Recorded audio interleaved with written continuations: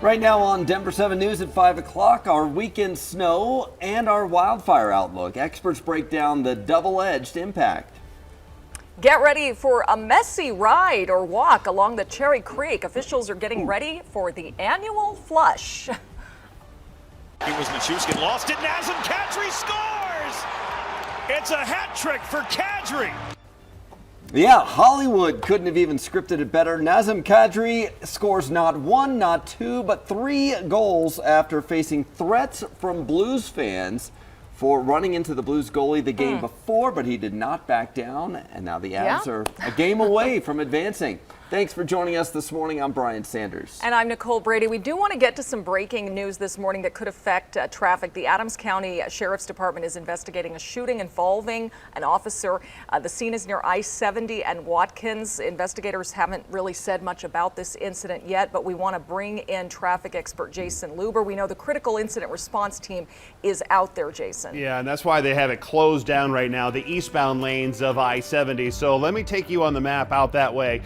Let me go back out so you can see this is the Metro Denver Drive, obviously. And then as we go out there to this little road called Air Park, and this is where we see I-70 closed down when we have bad weather out there. This is where I-70 is closed down. Then there's Highway 36. It takes you right next to I-70, branches off a little bit right here in the little town of Watkins, and that's where you get in that little spur right by the gas station there back to I-70 for this police investigation that remains for us right now. The westbound lanes of I-70 coming from the east heading back towards town is open. It's the eastbound side that has that detour in place right now, but the rest of Denver looks just wet for us in most of the areas. Not seeing any big problems, but you could find some splashy areas. Had I heard from a trucker early this morning who was just finishing his route out to Aurora coming in from Raton Pass, and it was really wet, especially through Pueblo getting on up into the Springs. Take a look at the drive in the high country and you can see that we do have some winter driving conditions up there. At least I still see a little bit of snow, and we've even had on and off traction and chain laws up there. Yeah, satellite and radar does not lie. Take a look at this shot. You can see that snow heavier across the southern Front Range Mountains right now and through the Sangre de Cristos, picking up some pretty good spring snow.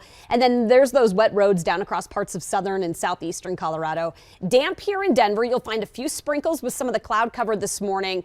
More rain expected, though, this afternoon. We're right now in the low 40s. It feels like 34, so it is going to be a chilly start to our Tuesday morning and a pretty slow warm up. We're going to be at about 50 degrees by 11 o'clock. We'll hit highs in the low to mid 50s this afternoon. So we're well below normal. In fact, by about 15 to near 20 degrees this afternoon with highs in the mid 50s. Coming up, we'll take a closer look at how all this is going to clear out tonight and just how much prettier it gets, you guys, by the end of the week. Thank you, Lisa. Well, we do have some good news about 2 wildfires burning in Colorado. Firefighters say the Sims fire near Montrose on the western slope is now fully contained. It has burned more than 300 acres and destroyed 1 home. U.S. Forest Service officials said over the weekend a prescribed burn near Ouray might have started the fire. And near Pagosa Springs, the Plum Top fire is 51% contained after burning more than 700 acres so far. Firefighters estimate this one will not be fully contained till July. Right now, the cause is under investigation. Now, the weekend snowstorm brought some much needed moisture for our state, but experts say it actually made fire conditions more complicated. Right. Denver 7's KRISTIAN Lopez joins us from Boulder this morning, where law enforcement has rolled back fire restrictions, but the storm damage has led to more fire fuels. Yeah, Boulder has canceled its stage 1 fire restrictions because of the rain and snow. Those restrictions have been in place since April, and they ban things like open burning and use of fireworks, though open burning is never allowed within Boulder city limits. But the sheriff says that the recent weekend storm dampened fire fuels enough that it's now safe to drop that burn ban. Permits are still required, though, for prescribed burns.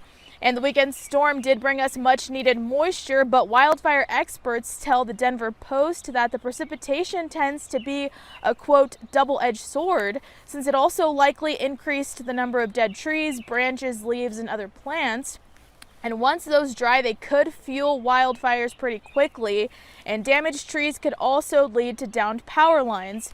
So since the storm may have caused more wildfire fuels across the state, it is important for cities and counties to pick up those trees quickly and responsibly. Live in Boulder this morning, I'm KRISTIAN Lopez, Denver 7. Thank you, Christian. Well, right now, the U.S. Forest Service is suspending prescribed burns across the country because of our extreme fire danger and unfavorable weather conditions. The agency will conduct another review ahead of planned operations in the fall. Also, as we see a year-round fire risk, cities will soon have to decide whether or not to keep their 4th of July fireworks shows. Today, Broomfield will discuss authorizing and approving a permit for its fireworks display. The city plans to talk about how to prepare the fallout area in order to decrease fire danger during the show. A heads up if you plan to go for a walk or a bike ride on the Cherry Creek path. It's going to be messy today. Denver 7's Veronica ACOSTA joins us to explain the annual flush. Veronica. So the Cherry Creek bike path probably looks normal right now, but it's going to look completely different by the end of the day, and that's because it's flush day, meaning that path will be flooded later on. So this happens every single year. It's today officials release more water from the Cherry Creek Dam to test the operation of the outlet gates, and you see how flooded it is there. The flush itself starts at 9 this morning and goes all the way up until 1 in the afternoon. Now, this area won't flood right away. It does take about 6 hours or so for that water to reach the Champa Street Bridge downtown.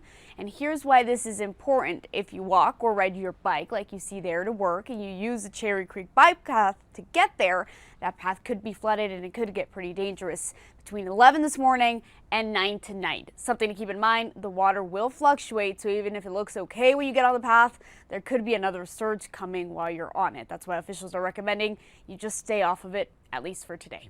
In the newsroom, I'm Veronica ACOSTA, Denver 7. Thank you, Veronica. There are some front office changes for the Nuggets. Team president Tim Connolly is leaving the team. He has agreed to a 5-year, $40 million deal with the Minnesota Timberwolves, which more than doubles what he was making with the Nuggets. Connolly will become one of the NBA's highest paid executives. Current Nuggets general manager Calvin Booth is expected to replace him.